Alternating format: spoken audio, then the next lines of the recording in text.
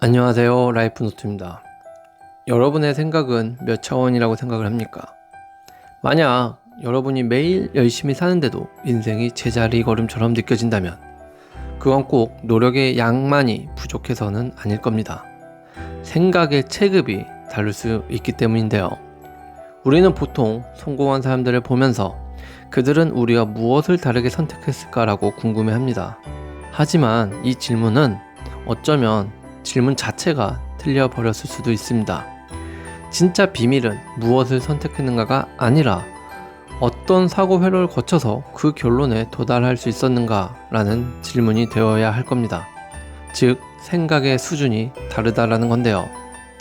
인지과학자들의 연구와 수많은 천재들의 인터뷰만을 보더라도 그들의 머릿속은 일반인과 완전히 다른 방식으로 작동한다는 것을 느낄 수 있습니다. 그래서 오늘은 생각의 수준을 다르게 하는 방법, 어떻게 하면 그들과, 그러니까 성공한 사람들, 천재들이라고 불리는 그들과 생각의 수준을 비슷하게 가져갈 수 있는지, 그 정답은 없는지, 이런 부분에 대해서 한번 이야기해 보려고 합니다. 천재들의 첫 번째 특징을 생각해 보면요, 일단 유추에 의한 사고를 거부한다는 것을 볼 수 있는데요. 보통 사람들은 무언가를 시작할 때 남들은 어떻게 했지? 라는 생각을 먼저 찾습니다. 과거의 관습, 타인의 기준을 그대로 복사해서 조금 수정하는 수준이죠. 심리학에서는 이를 인지적 구두쇠 성향이라고 합니다. 뇌의 에너지를 아끼기 위해 복사 붙여넣기를 하는 거죠. 하지만 일론 머스크와 같은 사람들은 스페이스X를 창업할 때 전 세계가 비웃었었죠. 로켓은 너무 비싸서 천문학적인 정부 예산 없이는 불가능하다는 게 기존의 유추적 사고였으니까요. 그런데 이때 머스크가 사용한 것이 바로 물리학의 제1원리 사고입니다. 로켓의 본질은 무엇인가요? 탄소 섬유, 알루미늄, 구리, 티타늄입니다. 이 원자재들을 원자재 시장에서 사면 얼마지? 하고 계산해 보니까 놀랍게도 기존 로켓 가격의 2%밖에 되지 않았던 것입니다. 그렇다면 문제는 로켓이 비싼 것이 아니라 그 재료들을 조립하는 인간들의 방식이 비효율적인 것이다 라는 것을 생각해낸 것이죠. 천재들은 세상이 만들어 놓은 규칙, 상식, 관습을 믿지 않습니다. 그것들을 원자 세밀도까지 완전히 해체한 뒤 아무런 선입견 없이 바닥에서부터 다시 조립하는 것이죠.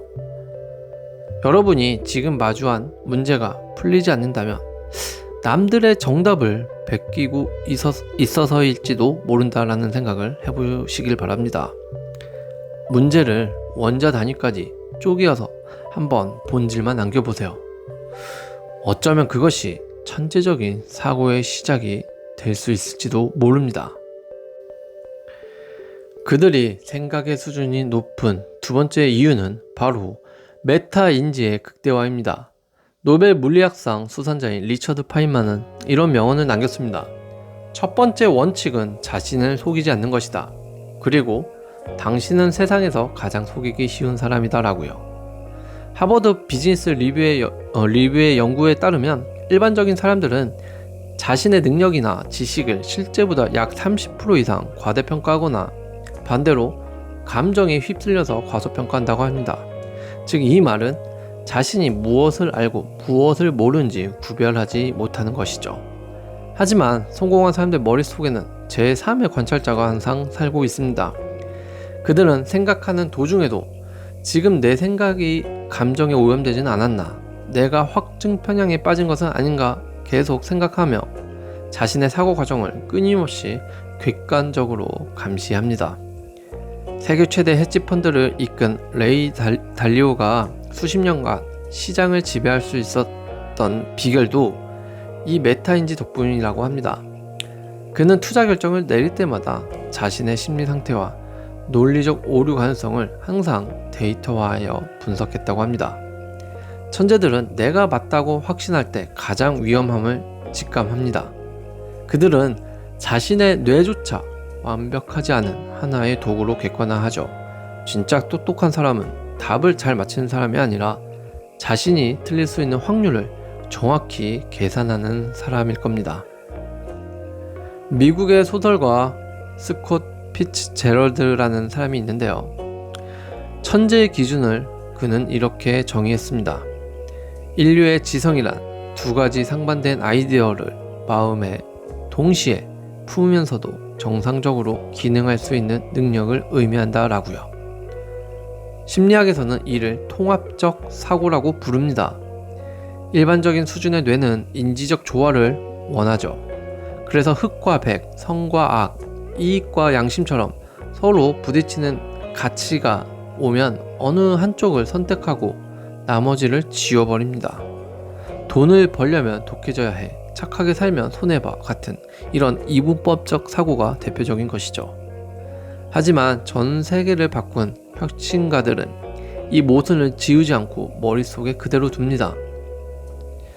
스티브 잡스가 아이폰을 만들 때 엔지니어들은 성능을 높이려면 두꺼워져야 한다고 말을 했고, 디자이너들은 아름다우려면 얇아야 한다고 말을 했습니다. 상반된 두 가치가 충돌한 거죠.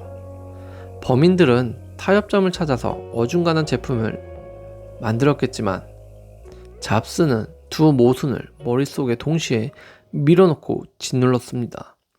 그 고통스러운 압착 과정을 통해 탄생한 것이 얇으면서도 압도적인 성능을 가진 최초의 스마트폰이 되어버린 것이죠. 성공한 사람들은 양자택일을 하지 않습니다. A이거나 B가 아니라 A와 B를 동시에 만족시키는 제3차원을 만들어 내버리는 것이죠. 모순을 견디는 능력이 곧 생각의 크기를 의미한다는 것을 우리는 느낄 수 있는 겁니다. 마지막으로는 생각의 최고 정점에 있는 천재들의 생각은 전혀 다른 시간의 축에 산다라는 겁니다. 행동경제학 연구에 따르면 인류의 95%는 당장 오늘 저녁의 보상 혹은 길어야 1, 2년 뒤의 미래를 기준으로 의사결정을 내린다고 합니다. 즉 당장의 이익에 눈이 멀어 미래의 가치를 깎아내리는 인간의 본능인 거죠. 하지만 진짜 거물들의 시간 지평은 수십 년, 때로는 세기를 넘나듭니다. 아마존 창업자 제프 베이조스는 매년 주주들에게 편지를 보낼 때마다 맨 위에 이것은 여전히 첫날입니다 라는 문구를 적는다고 합니다. 그는 당장 올해의 적자를 두려워하지 않고 20년 뒤 아마존이 전 세계 인프라가 될 미래를 보면서 투자를 했습니다. 소프트뱅크의 손정의 회장은 창업 초기 아무도 믿지 않던 시절에 300년 번영할 기업의 비전을 설계했습니다. 그들이 대담하고 두려움 없는 이유는 뇌가 작동하는 시간 단위 자체가 다르기 때문이죠. 오늘 당장의 주가 폭락, 이번 달의 매출 부진은 그들의 100년짜리 체스판 위에서는 아주 작은 해프닝에 불과한 거죠. 여러분의 생각의 유효 기간은 언제까지입니까? 오늘 하루입니까? 아니면 다음 세대까지 생각을 하고 계신 건가요? 한번 전자이든 후자이든 상관은 없지만 한번 본인의 생각에 시간의 축을 조금 뒤로 밀어보는 건 어떤지 한번 유심히 곰곰이 잘 고민해 보시길 바랍니다. 태어날 때부터 천재적인 뇌를 가지지 못했다고 좌절할 필요는 없습니다. 뇌과학이 증명한 가장 위대한 발견은 뇌의 가속성인데요. 우리의 사고 회로는 쓰는 방향에 따라서 끊임없이 재배선된다고 합니다. 그래서 오늘부터 무언가를 결정할 때 이 세 가지 질문을 한번 던져보세요. 첫 번째, 이건 정말 본질인지 아니면 남들의 의견을 베낀 것인지 말이죠. 두 번째로는 내가 지금 감정에 속아 이기적인 결정을 내리려는 것은 아닌지. 세 번째로는 이 결정은 10년 뒤에 나에게 어떤 유산으로 남을 것인지. 생각의 수준이 바뀌면 여러분이 마주하는 세상의 해상도가 달라질 수 있습니다. 그리고 세상이 다르게 보이기 시작할 때 비로소 인생의 진짜 게임이 시작된다고 말씀드릴 수 있을 것 같은데요. 저는 뭐 똑똑해져라, 공부를 열심히 해라 이런 말을 드리려는 건 아닙니다. 다만 우리는 성공을 하고 싶어 하고 또 때로는 실패하더라도 그것을 딛고 일어서고 싶어 하는 인간이기 때문에 항상 그것들을 이루기 위해서는 생각의 수준이 높게 올라와 있어야 된다고 생각을 합니다. 그리고 그 의견을 얘기하는 거고요. 그래서 오늘부터 작게라도 조금씩 자신의 생각의 수준을 높일 수 있는 방법들을 본인만이 또 찾을 수 있다면 그것을 한번 실행해 보시길 바랍니다. 우리의 생각의 수준이 높을 때 또 다른 진짜 인생의 게임이 시작될 수 있다고 저는 생각을 합니다. 오늘도 시청해 주셔서 감사합니다.